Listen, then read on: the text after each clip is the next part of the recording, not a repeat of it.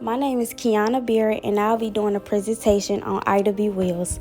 The reason I chose her was she caught my attention. She caught my attention because she battled racism, sexism, and lynching. She was a great writer and helped African Americans in the South.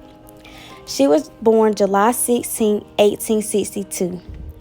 She was born in Holly Springs, Mississippi. Ida B. Wells moved to Tennessee after her parents and one of her siblings died from yellow fever disease. She moved there to help raise her siblings. Her final destination was Chicago. She was forced to move there because she exposed the lynching that happened in 1892. Ida B. Wells had many accomplishments. One of her accomplishments was she wrote a book about lynching called A Red Record in 1895. She was a co-founder of the National Association for the Advancement of Colored People.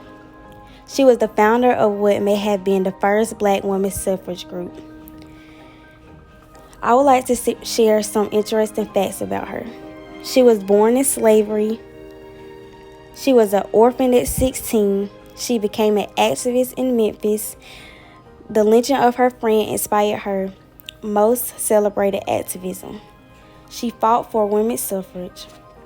What impressed me the most about Ida B. Wells, she always stood up for what she believed. When Wells took part in the NAWSA protest march, she refused to march separately from the white suffragists. Her friend Thomas dead along with two other men. She had been thinking that, she would live in the South and she would work to make it a better place. But when she looked at someone like Thomas Moss, who had been a devout churchgoer, taught Sunday school, invested in his own business, done everything that the sort of world said that blacks needed to do to get ahead, and then had ended up being lynched, she began to question whether you could really do anything in the South. She published an editorial that went essentially too far in saying all this, and a white mob stormed the office of the Free Speech and destroyed the printing press.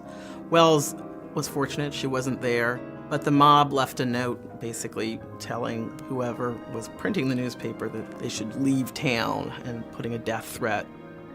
She ended up in New York, where she was hired by T. Thomas Fortune, the publisher of the New York Age, and led what was basically sort of the first anti-lynching campaign, where she identified lynching as a crime and was trying to push the government